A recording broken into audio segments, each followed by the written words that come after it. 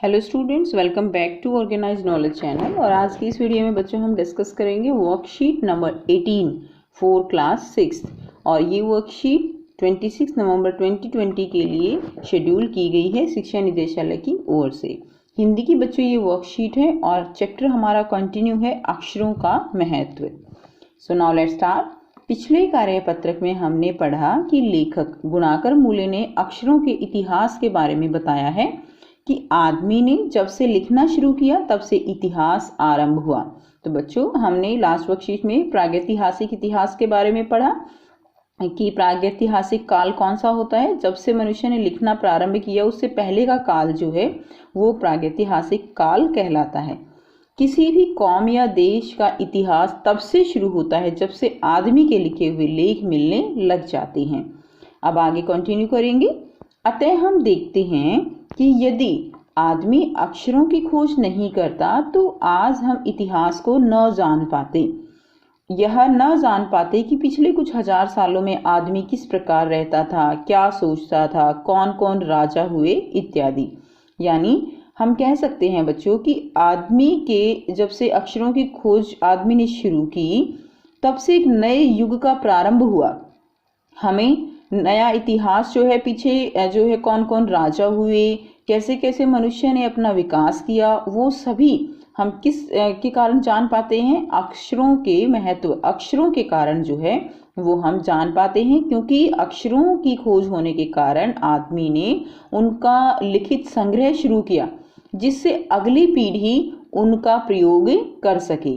ठीक है। और इससे क्या है कि इससे जो है हमें विकास कैसे हुआ मनुष्य का वो पता चलता है। अक्षरों की खोज करने के बाद ही मनुष्य अपने विचारों को लिख कर रखने लगा। इस प्रकार एक पीढ़ी के ज्ञान का इस्तेमाल दूसरी पीढ़ी करने लगी। अक्षरों की खोज करने के बाद पिछले 6000 सालों में मानव जाति का तेजी से विकास हुआ। यह महत्व है अक्षरों का और उनसे बनी हुई लिपियों का। अतः हम सबको अक्षरों की कहानी मालूम होनी चाहिए। आज जिन अक्षरों को हम पढ़ते हैं, लिखते हैं, वे कब बनाए गए, कहाँ बने, किसने बनाए, यह जानना जरूरी है भी। तो बच्चों हमें अक्षरों के बारे में ज्ञान होना चाहिए कि किस तरह से अक्षर जो है उनकी खोज हुई, हम उनको कैसे पढ़ते हैं, कैसे लिखते हैं, वे कब बनाए गए। तो यानी उनके बारे में हमें पूरा इतिहास जानना चाहिए।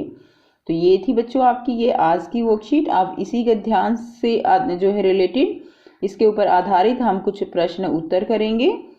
तो बेटा फर्स्ट प्रश्न क्या है? सोचकर लिखिए कि अक्षरों की खोज से मनुष्य को क्या लाभ हुए। तो बेटा आप लिख सकते हैं अक्षरों की खोज से मनुष्य को क्या लाभ हुए। अक्षर जो है वो मनुष्य के लिए बहुत लाभकारी हुए हैं। जब से अक्षरों की खोज हुई तब से एक नया युग जो है वो प्रारंभ हुआ। पिछली पीढ़ी का ज्ञान अगली पीढ़ी इस्तेमाल कर सकती थी। ठीक है। और एक लिखित संग्रह यहाँ पर मिला और जिससे मनुष्य को इतिहास के बारे में जानने को मिला। तो आइए बेटा करते हैं इसका आंसर। यहाँ से आप आंसर लिखेंगे कि अक्षरों की खोज जो है वो क्यों जरूरी है। अक्षरों के साथ एक नए युग की शुरुआत हुई क्योंकि अक्षरों की खोज से हम इतिहास को जान पाए।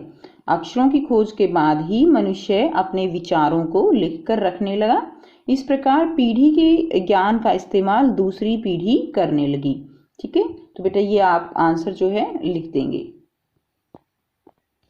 नेक्स्ट है, यदि अक्षरों की खोज ना होती तो क्या होता। तो देखिए अगर अक्षरों की खोज ना होती तो क्या होता। तो बेटा जो भी हमने अभी लाभ पढ़े कि अक्षरों की खोज से मनुष्य को क्या लाभ हुए वो सब नहीं होता। अक्षरों की खोज ना होती तो हम इतिहास के बारे में नहीं जान पाते, भाषा के बारे में जान नहीं पाते, हम अपने इनके विचार जो भाव हैं उनको हम एक दूसरे से साझा ना कर पाते। ठीक है। तो आइए बेटा लिखते हैं आंसर। ये आंसर लिखेंगे, यदि हमारे पास अक्षर न होते तो हम विश्व की सारी जानकारी से वंचित रह जाते हैं, हम अपने इतिहास को न जान पाते, मानव जाति के विकास की गति बहुत धीमी होती। तो ये आप आंसर लिखेंगे। नेक्स्ट देखिए, प्रश्न 3 है, लिखित और मौखिक भाषा की लाभ हानि के विषय में अपने दोस्तों से बातचीत करके लिखिए। तो बेटा लिखित क्या होता है, जिसमें हम लिखते हैं। मौखिक भाषा क्या होती है, यानी केवल मुंह से बोलकर जो हम अपने भाव व्यक्त करते हैं, जो बातें बोलते हैं, वो क्या है, मौखिक भाषा है। ठीक है, तो इसमें क्या लाभ है, दोनों की क्या हानि है, उसके विषय में आपको अपने दोस्तों से बातचीत करनी है। तो ये बेटा करते हैं इसका आंसर। तो देखिए सबसे पहले हम करेंगे लिखित जो है उसके लाभ। तो लिखित के लाभ क्या होंगे, जो लोग बोल नहीं पाते वह लिखकर अपनी बात बता पाते हैं। दूसरा क्या है, बार बार लिखने से हमारी लिखाई जो है वो सुधरती है। अब अगर हम लिखित की हानि की बात करें तो देखिए, जो बात बहुत जल्दी बतानी होती है तो लिखने में उसमें समय लग जाता है, यानी जितनी जल्दी हम बोल के बात बता पाते हैं उतनी जल्दी हम लिख के बात नहीं बता पाते। दूसरा क्या है, इतना सारा लिखने से कागज भी व्यर्थ होता है। नेक्स्ट देखिए बच्चों, मौखिक के लाभ और मौखिक की हानि। मौखिक के लाभ क्या है, जो बात बतानी होती है वह बहुत जल्दी बताई जा सकती है। और दूसरा लाभ क्या होगा, कागज व्यर्थ नहीं होता है। मौखिक की हानि देखिए क्या होगी, मौखिक रूप से कही बात लंबे समय तक सुरक्षित नहीं रहती। तो मौखिक रूप से जो हम किसी को बात कहते हैं वह लंबे समय तक जो है हम संग्रह उसका नहीं कर पाते, जैसे लिखित का कर पाते हैं। दूसरा, जब हम बोलते हैं तो हमें ये भाषा की पूर्ण जानकारी नहीं हो पाती। लिखने से हमें मात्राओं का ज्ञान होता है, हमें पता चलता है कि कहाँ पर क्या हमारी मिस्टेक है। ठीक है, तो ये जो है मौखिक की हानि हो जाएगी। तो बेटा ये आप अपनी कॉपी में आंसर लिखेंगे। नेक्स्ट क्वेश्चन देखिए। नेक्स्ट क्वेश्चन है, वैसे तो संख्याएं संज्ञा होती हैं पर कभी कभी ये विशेषण का काम भी करती हैं। जैसे नीचे लिखे वाक्य, हमारी धरती लगभग 5 अरब वर्ष पुरानी है। कोई 10,000 साल पहले आदमी ने गांवों को बसाना शुरू किया। ठीक है, तो यहाँ पर देखिए बेटा ये जो संख्याएं हैं ये विशेषण का काम कर रही हैं। इन वाक्यों में रेखांकित अंश साल संख्या के बारे में विशेष जानकारी दे रहे हैं। ठीक है, जो साल है वो क्या है, वो संख्या के बारे में जो है विशेष जानकारी दे रहे हैं, इसलिए संख्यावाचक क्या है, विशेषण है। तो इनको हम क्या कहेंगे, इनको हम संख्यावाचक विशेषण कहेंगे। संख्यावाचक विशेषण का उपयोग उन चीजों के लिए किया जाता है जिन्हें गिना जा सकता है, जैसे 4 संतरे, 5 बच्चे, 3 शहर, यानी जिनको हम गिन सकते हैं। ठीक है, अब देखिए लेकिन अगर किसी चीज को गिना नहीं जा सकता, अब यानी सारी चीजों को तो गिना नहीं जा सकता, उसके साथ संख्या वाले शब्दों के अलावा मापतोल के शब्द का इस्तेमाल किया जाता है, जैसे 3 जग पानी, 1 किलो जीरा। ठीक है, तो इनको हम जो है माप तोल के बता सकते हैं कि कितना पानी है, कितना जीरा है। इनको हम गिन नहीं सकते, जैसे संतरे या बच्चे हमने गिने, शहर हमने गिने। तो यानी जिनको हम गिन सकते हैं उनके लिए हम संख्यावाचक का विशेषण का प्रयोग करते हैं, और जिनको हम माप तोल कर इस्तेमाल करते हैं उसको हम क्या कहते हैं, वो परिमाणवाचक विशेषण कहलाता है। यानी जैसे 3 जग है, 1 किलो है, तो ये रेखांकित भाग क्या है, ये परिमाणवाचक विशेषण है, क्योंकि इनका संबंध किससे है, मापतोल से है।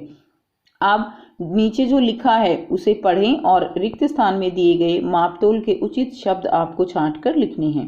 तो बेटा आपको ये इस तरह यहाँ पर जो है शब्द दिए गए हैं और यहाँ पर आपको इनको फिल करना है। तो आइए बेटा इनको हम देख लेते हैं। जैसे 3, इसमें से आपको छांटना है कि यहाँ पर क्या आएगा। ठीक है, तो 3 जो है 3 कटोरी खीर हो जाएगा। ठीक बेटा ये करते हैं इसका आंसर हम, आप इसको अपनी कॉपी में ऐसे लिख के और फिर इसके आंसर जो है आपको फिल करने हैं। तो यहाँ से बच्चों आप इसका आंसर लिखेंगे। देखिए 3 कटोरी खीर, 2 एकड़ जमीन। ठीक है, तो ये हमने फिल करना था, आप जो है देख लीजिए। 3 कटोरी खीर, 2 एकड़ जमीन, 6 मीटर कपड़ा, 1 ट्रक रेत, 2 प्याला कॉफी, 5 किलो बाजरा, 1 लीटर दूध, 3 चम्मच तेल। तो इस तरह से आप जो है इसको अपनी कॉपी में लिखेंगे। तो ये किसके उदाहरण हैं, ये जो है परिमाणवाचक विशेषण के उदाहरण हैं। तो ये थी बच्चों आपकी आज की वर्कशीट। आई होप बेटा आपको वर्कशीट क्लियर है। कोई भी प्रॉब्लम है आप कमेंट करके पूछ सकते हो, और अगर आपको वीडियो अच्छी लगी तो लाइक शेयर जरूर कर दीजिए, चैनल को सब्सक्राइब भी कर लीजिए। And thanks for watching, have a nice day.